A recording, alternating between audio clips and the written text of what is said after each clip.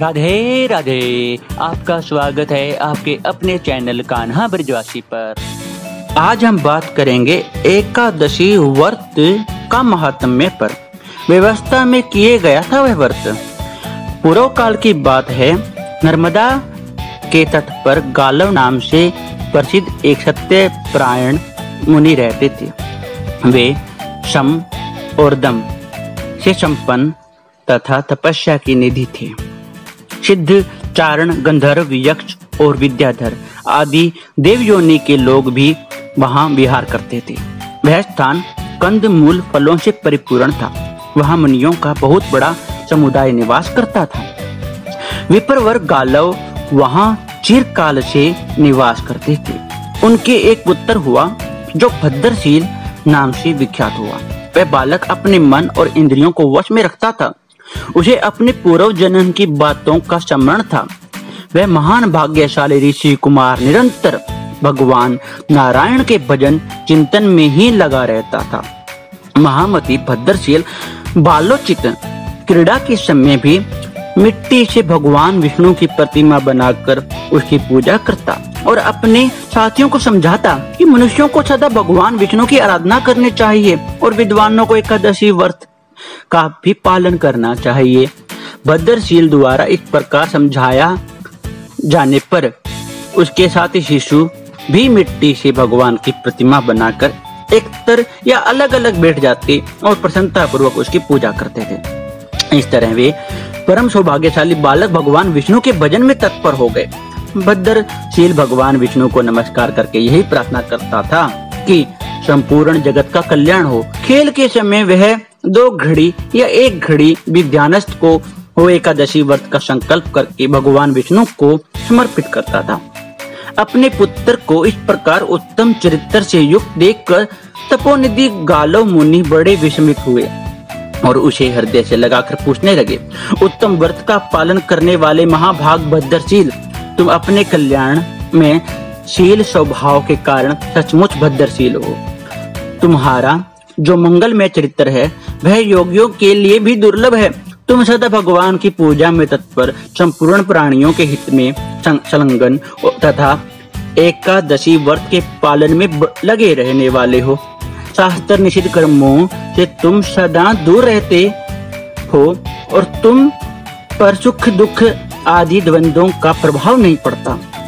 तुम्हें ममता नहीं दिखाई देती और तुम शांत भाव से भगवान के ध्यान में मगन रहते हो। बेटा, अभी तुम बहुत छोटे हो तो भी तुम्हारी बुद्धि ऐसी किस प्रकार हुई, क्योंकि महापुरुषों की सेवा के बिना भगवान की भक्ति प्राय दुर्लभ होती है।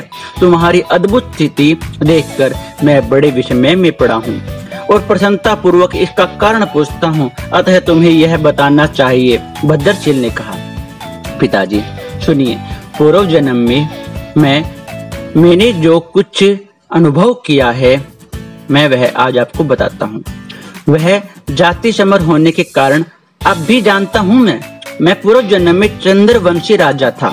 मेरा नाम था धर्मकीर्ति था और महर्षि दत्तात्रेय ने मुझे शिक्षा दी थी। मैंने 9000 वर्षों तक संपूर्ण पृथ्वी का पालन किया। पहले मैंने पुण्य कर्म भी बहुत से किए थे, परंतु पीछे पाखंडियों से बाधित होकर मैंने वैदिक मार्ग को त्याग दिया। पाखंडियों की कूट युक्ति का अवलंबन करके मैंने भी सब यज्ञों का विध्वंस किया। मुझे अधर्म में तत्पर देखकर मेरे देश की प्रजा भी सदैव पाप कर्म करने लगी। उसमें छठा अंश और मुझे मिलने लगा। इस प्रकार मैं सदा पापाचार परायण हो दुर्व्यसनों में आसक्त रहने लगा।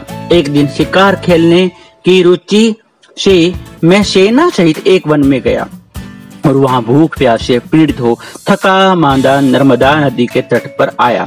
सूर्य की तीखी धूप से संतप्त होने के कारण मैं नर्मदा जी के जल में स्नान किया। सेना किधर गई यह मैंने नहीं देखा। अकेला ही वहां भूख से बहुत कष्ट पा रहा था। संध्या के समय नर्मदा नदी के तट के निवासी जो एकादशी व्रत करने वाले थे वहां एकत्र हुए। उन सबको मैंने देखा। उन्हीं लोगों के साथ निहार में रहकर मैं बिना सेना के ही अकेला रात में वहां जागरण करता रहा। और हे तात, जागरण समाप्त होने पर मेरी वही मृत्यु हो गई। तब बड़ी बड़ी दाढ़ों से भय उत्पन्न करने वाले यमराज के दूतों ने मुझे बांध लिया और अनेक प्रकार के कलेश से भरे हुए मार्ग द्वारा यमराज के निकट पहुंचाया। वहां जाकर मैंने यमराज को देखा तो सबके प्रति सम्मान बर्ताव करने वाले हैं। यमराज ने चित्रगुप्त को बुलाकर कहा, विद्वान, इसको दंड विधान कैसे करना है, बताओ। धर्मराज के ऐसा कहने पर चित्रगुप्त ने देर तक विचार किया और फिर इस प्रकार कहा, धर्मराज, यद्यपि यह सदा पाप में लगा रहा है, यह ठीक है, तथापि एक बात सुनिए। एकादशी को उपवास करने वाला मनुष्य सब पापों से मुक्त हो जाता है। नर्मदा के रमणीय तट पर एकादशी के दिन यह निराहार रहा और वहां जागरण और उपवास करके यह सर्वथा निष्पाप हो गया है। इसने जो कोई भी बहुत से पाप किए थे वे सब उपवास के प्रभाव से नष्ट हो चुके हैं। बुद्धिमान चित्रगुप्त के ऐसा कहने पर धर्मराज ने भक्ति भाव से मेरी पूजा की। तदंतर अपने सब दूतों को बुलाकर इस प्रकार कहा। धर्मराज बोले, दूतों, मेरी बात सुनो। मैं तुम्हारे हित की बड़ी उत्तम बात बतलाता हूँ। धर्म मार्ग में लगे हुए मनुष्य को मेरे पास न लाया करो।